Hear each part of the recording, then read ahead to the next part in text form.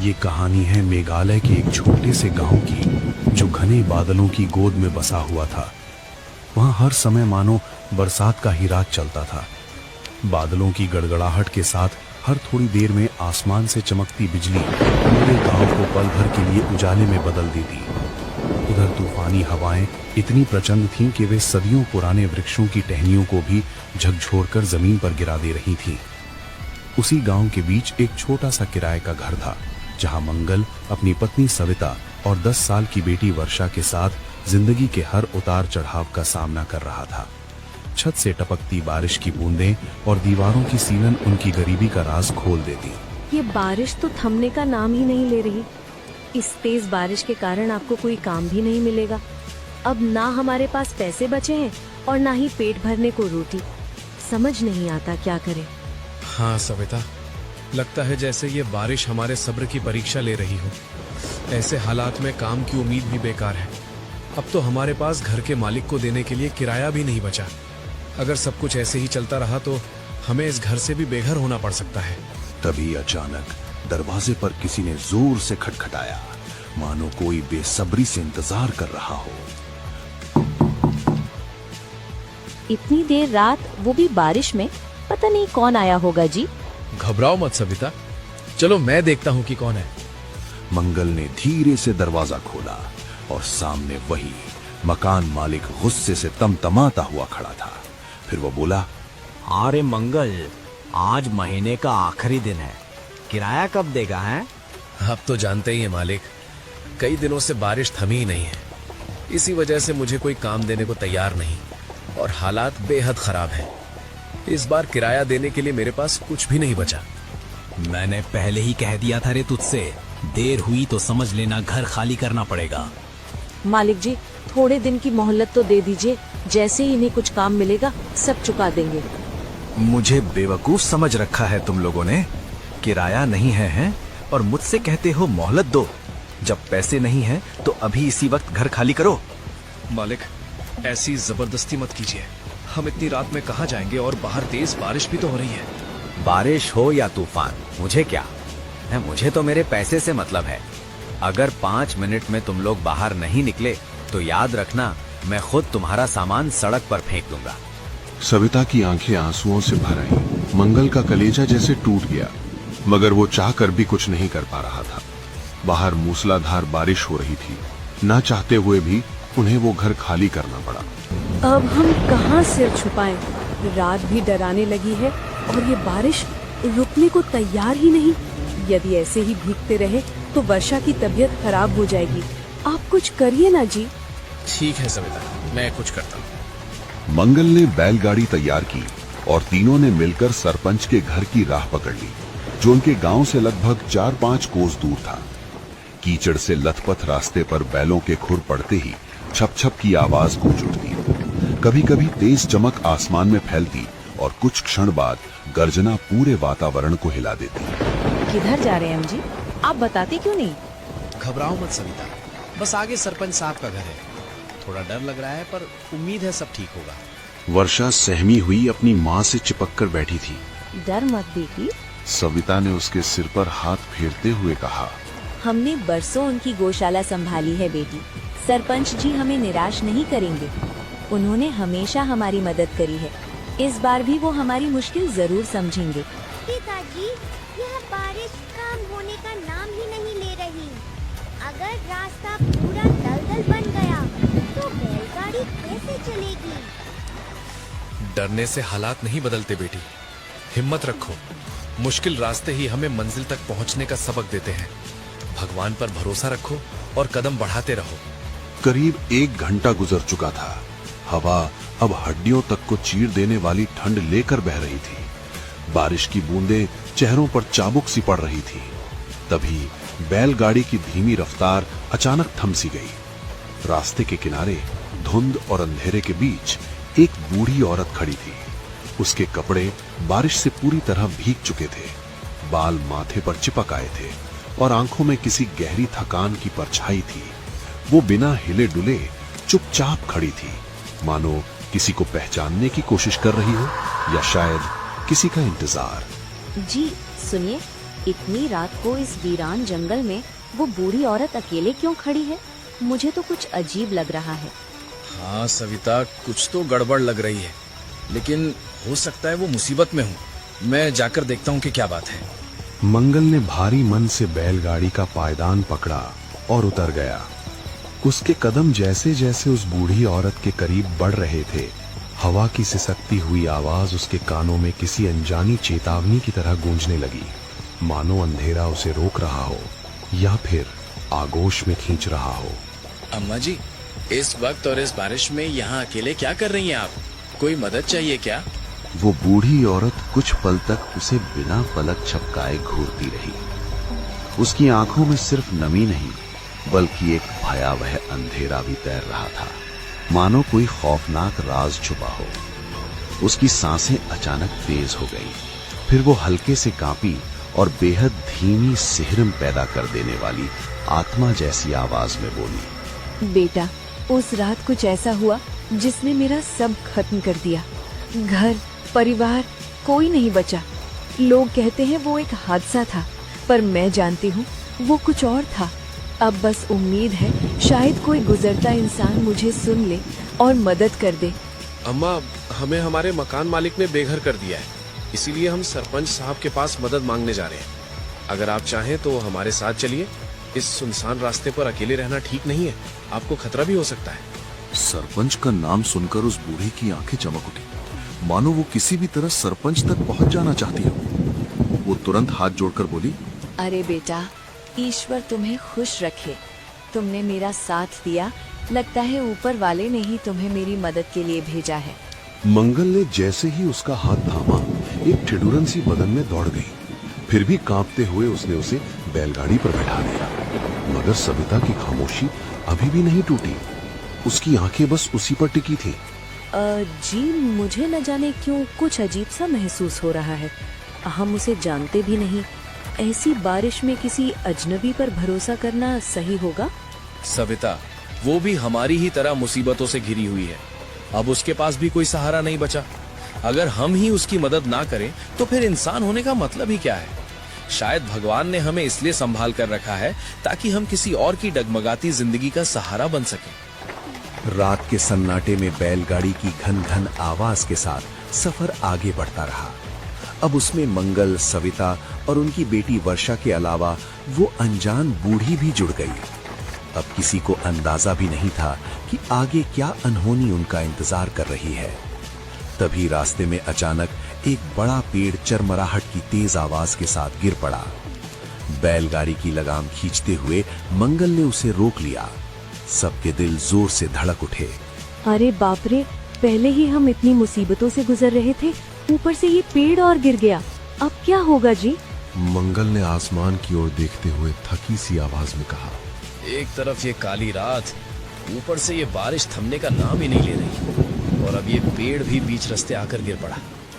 मानो किस्मत आज हमें चैन की एक सांस भी नहीं लेने देना चाहती। मंगल इसे हटाने का तरीका सोच ही रहा था, तभी अचानक बारिश और भी तेज हो गई।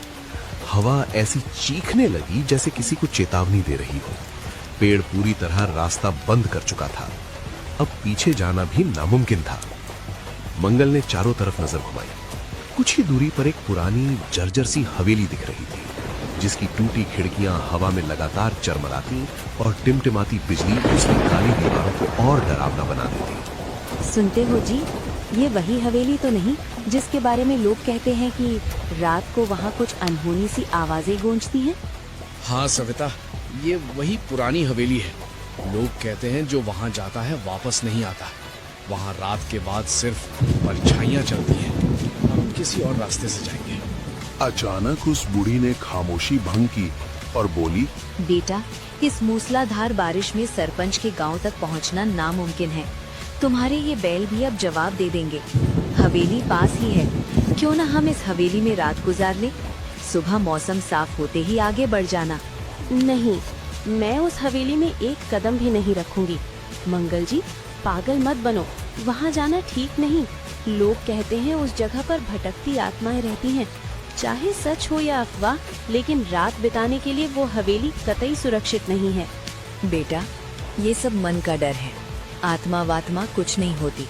अगर तुम्हारी हिम्मत जवाब दे रही है तो तुम सरपंच के गांव निकल जाओ, लेकिन मेरी बूढ़ी हड्डियां अब और सफर नहीं कर पाएंगी।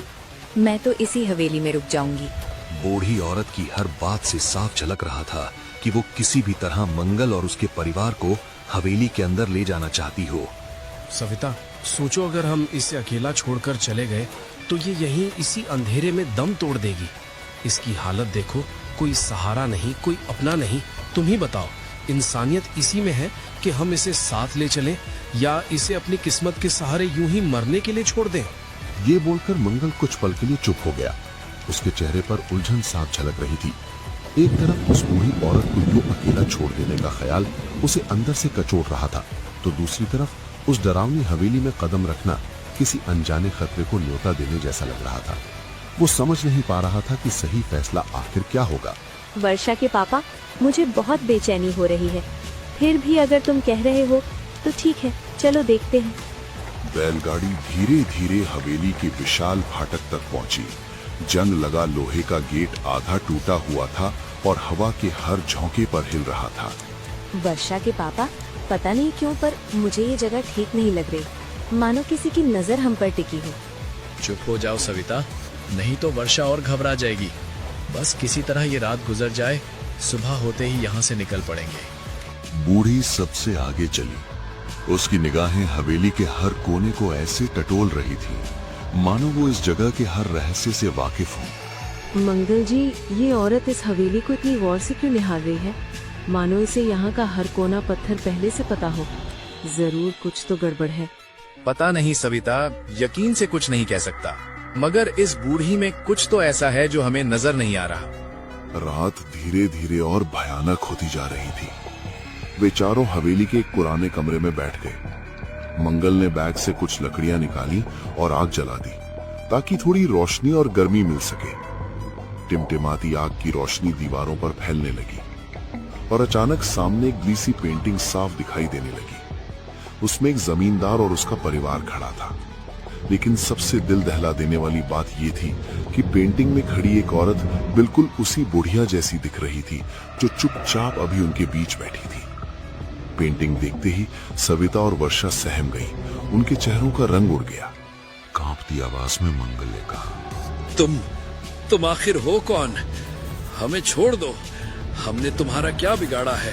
तभी बूढ़ी उठ खड़ी हुई। उसके चेहरे से थकान गायब हो गई और एक डरावना क्रोध उभर आया। उसकी आंखें लाल अंगारों की तरह जलने लगी। मैंने कहा था ना, मेरा सब कुछ खत्म हो चुका है। मुझे और मेरे परिवार को निर्दयता से मार दिया गया था। इस हवेली की दीवारों ने हमारी चीखें सुनी थी, हमारी मौत देखी थी। मैंने तुम्हें फंसाया है ताकि मैं तुम्हें यहाँ तक ले आऊं। अब तुम यहाँ से जिंदा नहीं निकलोगे। अचानक आग की लौ भड़भड़ आई और अगले ही पल पूरी तरह बुझ गई। कमरा काले अंधेरे में डूब गया। चारों तरफ से अजीब सी आवाजें गूंजने लगी। उसी क्षण उसका शरीर हवा में उठने लगा। जहां उसका चेहरा था, अब बस एक काली बिना आकृति वाली भयानक परछाई थी जो झपटने के लिए तैयार खड़ी थी। अरे मंगल जी, ये सब क्या हो रहा है? ये औरत कौन है? हमें यहाँ से ले चलो। मुझे भी नहीं पता, पर वो इंसान नहीं, एक भटकती आत्मा हमारे सामने खड़ी है। वो हमें पकड़ने आ रही है। पिताजी, चलो हम यहाँ से भाग चलें। वर्षा की बात सुनते ही तीनों घबराकर दरवाजे की ओर भागे, लेकिन तभी पीछे से उस आत्मा की ठंडी रोंगटे खड़े कर देने वाली हंसी फूटी। भाग कर कहाँ जाओगे? ये हवेली छोड़कर जाना तुम्हारे लिए इतना आसान नहीं होगा। भागो, जितना भाग सकते हो भागो, लेकिन याद रखना, इस हवेली की दीवारें तुम्हें कहीं से भी ढूंढ लेंगी। शायद वो आत्मा पीछे रह गई। भगवान का शुक्र है कि हम किसी तरह बचकर निकल आए। हाँ, तुम सही कह रही हो। सोच कर ही डर लगता है। भगवान ने बचा लिया, वरना न जाने क्या हो जाता। कठिन सफर के बाद वे सरपंच के घर पहुंचे। मंगल ने कांपते हुए दरवाजा खटखटाया और आवाज दी, अरे सरपंच साहब, दरवाजा खोलिए, हमारी मदद कीजिए। अरे सरपंच साहब, दरवाजा खोलिए, हमारी मदद कीजिए। अरे इतनी रात गए बाहर कौन चीख पुकार मचा रहा है? इस वक्त दरवाजा खोलना ठीक नहीं होगा जी। अरे तुम कैसी बातें कर रही हो? अगर किसी पर सच में मुसीबत आ पड़ी है तो हम यूं चुप कैसे रह सकते हैं? हमें दरवाजा तो खोलना ही होगा। सरपंच ने दरवाजा खोला और बाहर कदम रखते ही उसे अंधेरे में मंगल का परिवार डरा सहमा खड़ा दिखाई दिया, मानो किसी आसरे की तलाश में हो। वे सब गीले कपड़ों में घबराए खड़े थे। मंगल, इस भयंकर बारिश में और वो भी आधी रात को, सब ठीक तो है? तुम्हारी बेटी तो ठंड से कांप रही है। बेटा अंदर जाओ, गर्मी मिल जाएगी। मैं तुम्हारे पिताजी से बात करता हूँ। सविता ने वर्षा का हाथ थामा और उसे लेकर सरपंच के घर के अंदर चली गई। सरपंच साहब, मकान मालिक ने बिना कुछ सोचे समझे हमें आधी रात को घर से धक्के मारकर निकाल दिया। समझ नहीं आ रहा था कि कहाँ जाएं, इसलिए आपकी शरण में कुछ मदद मांगने आए हैं। अरे मंगल, तुम्हारी हालत देखकर दुख तो हो रहा है, पर मेरे पास भी जगह कम है। हाँ, इतना जरूर कर सकता हूँ कि तुम्हें एक बेहतर जगह का सहारा बता दूं।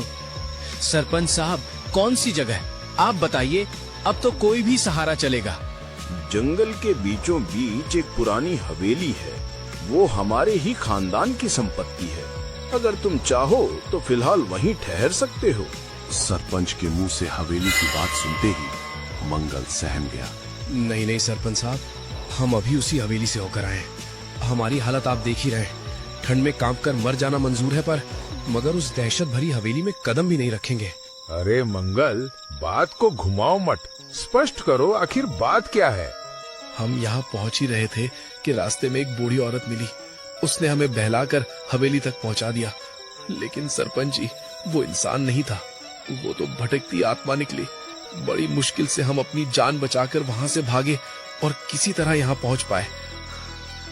बचपन से ही गांव वाले हवेली की कहानियां सुना सुनाकर मुझे वहां जाने से रोकते हैं। कहते हैं कि वहां बुरी आत्माएं रहती हैं। लेकिन अब बस, मैं अब बच्चा नहीं हूँ, डर कर कोने में नहीं बैठूंगा।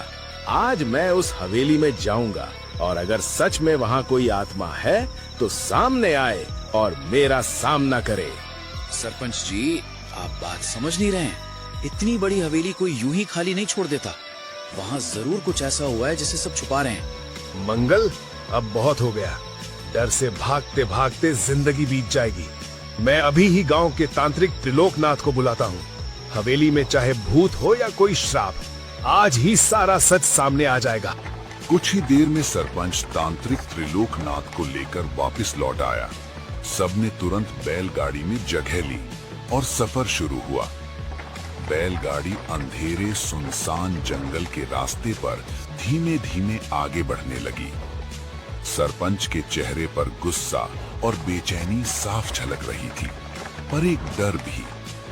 आखिरकार वे हवेली के उस पुराने भारी लोहे के फाटक के सामने जा पहुंचे, जहां से सब कुछ शुरू हुआ था। सरपंच साहब, आप समझिए, अब भी बच सकते हैं हम। अभी भी वक्त है, चलिए वापस लौट चलते हैं। डर क्यों रहा है मंगल?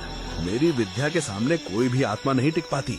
चलो देखो आज मैं उसे कैसे उसके असली ठिकाने पहुंचाता हूँ। त्रिलोकनाथ की आवाज में अचानक गंभीरता उतर आई। और साथ ही मुझे इस हवेली के पीछे छुपी असली कहानी भी जाननी है, क्योंकि कोई आत्मा तभी बेकाबू भटकती है जब उसके साथ अन्याय हुआ हो, जब उसके हक छीने गए हो। मंगल ने घबराकर पूछा, मतलब ये कि जो आत्मा अंदर है वो सिर्फ डराने के लिए नहीं आई, वो बदले की आग में जल रही है और बदला लिए बिना वो नहीं रुकेगा। जैसे ही वे हवेली के अंदर दाखिल हुए, सरपंच अंधेरे की ओर घूरकर गुस्से में चिल्लाया, कहाँ छुपी है रे तू? सामने आ, आज तुझे तेरी औकात दिखाऊंगा। कई सालों से मेरी हवेली पर कब्जा जमाए बैठी है ना, अब देख तेरा अंत शुरू हो चुका है। सरपंच के इतना कहते ही अचानक चारों तरफ काला धुआं घूमने लगा। धुएं के बीचों बीच वही बूढ़ी आत्मा धीरे धीरे आकार लेने लगी। उसकी आवाज गहरी, रूह कपाने वाली। अच्छा, इतने सालों बाद खुद चलकर मेरे सामने आ गया, तो आज तेरा हिसाब पूरा होगा। उसकी लाल आंखें सरपंच को चीरती हुई घूरने लगी। आज मैं तुझे इस हवेली से निकालने आया हूँ। सीधे सीधे यहाँ से दफा हो जा, वरना अभी इस तांत्रिक से कहकर तुझे भस्म करवा दूंगा। और सुन, मैंने तेरा क्या बिगाड़ा है? क्यों इतने सालों से मेरी हवेली पर कब्जा जमाए बैठे हो? बिगाड़ा? तू पूछता है तूने मेरा क्या बिगाड़ा? मैं बताती हूँ। मेरे परिवार ने तेरे पूर्वजों से कर्ज लिया था। सोचा था मेहनत करके चुका देंगे, लेकिन कर्ज चुकाने की जगह वो और बढ़ाते गए और मुझे उनके घर काम करने को मजबूर किया गया। भूख से तड़पते थे हम, ना पेट भर खाना मिलता, ना इंसान की तरह बर्ताव। एक दिन तेरे उन नीच पूर्वजों ने मुझ पर झूठा इल्जाम लगा दिया, हत्या का। हत्या के इल्जाम में मुझे जेल में फांसी दे दी गई। मैंने कुछ नहीं किया था, फिर भी मेरे परिवार को मुझे बचाने के विरोध की सजा दी गई। भूत दर्द के साथ चिल्लाया। मेरे पति, मेरे बच्चे, उन्हें हवेली की नींव में जिंदा दफना दिया गया। हमारी आत्माएं यहाँ कैद हैं क्योंकि हमारे साथ बेइंसाफी हुई है। भूत ने सरपंच पर लाल आंखें टिकाई। और तू उसी खून का वारिस है, और आज तुम खुद मेरे पास चल कर आए हो। मैं तुम्हें जिंदा नहीं छोड़ूंगी। इतना कहते ही भूत सरपंच की तरफ तेजी से बढ़ा, लेकिन उसी पल तांत्रिक त्रिलोकनाथ आगे कूद आया। वो गरज उठा, रुक जा दुष्ट आत्मा। उसने आंखें बंद करके तेज स्वर में मंत्रोच्चार शुरू किया। मंत्र की ध्वनि हवेली की दीवारों से टकराकर गूंजने लगी। अचानक भूत का शरीर काले धुएं में बदलकर चारों ओर बिखर गया। एक दर्द भरी चीख और पल भर में हवेली शांत। लेकिन वो शांति स्थायी नहीं थी। फिर त्रिलोकनाथ ने गहरी सांस लेकर कहा, ये आत्मा अभी गई नहीं, बस कुछ क्षण के लिए दब गई है। तभी सरपंच डर से कांपती आवाज में बोला, त्रिलोकनाथ, अब सब तुम पर निर्भर है। बता, इस भटकी हुई आत्मा को मुक्त करने का उपाय क्या है? त्रिलोकनाथ ने गंभीर नजरों से उसे देखा। अब उसकी आवाज में क्रोध नहीं था, बस एक भयानक सच छिपा था। मुक्ति आसान नहीं, क्योंकि वो आत्मा बदला चाहती है, और बदला तेरे खून से जुड़ा है। ये सुनते ही सरपंच के होंठ सूख गए। मतलब? जब तक तू अपने पूर्वजों के पापों को स्वीकार नहीं करता, उनके किए गए अन्याय को ठीक नहीं करता, ये आत्मा शांति नहीं पाएगी। तो मुझे क्या करना होगा त्रिलोकनाथ? फिर त्रिलोकनाथ आगे बोला, इस हवेली की नींव के नीचे उस आत्मा का परिवार दफन है। उन्हें उचित संस्कार दिए बिना आत्मा कभी नहीं रुकेगी। क्या तुम तैयार हो? अगर यही सही है तो मैं अपने पूर्वजों के पापों का प्रायश्चित करूंगा। फिर त्रिलोकनाथ ने सही विधि से उनका अंतिम संस्कार कराया। तभी आसमान से अचानक एक हल्की सुनहरी रोशनी नीचे उतरी और हवेली का माहौल वर्षों बाद पहली बार शांत हो गया।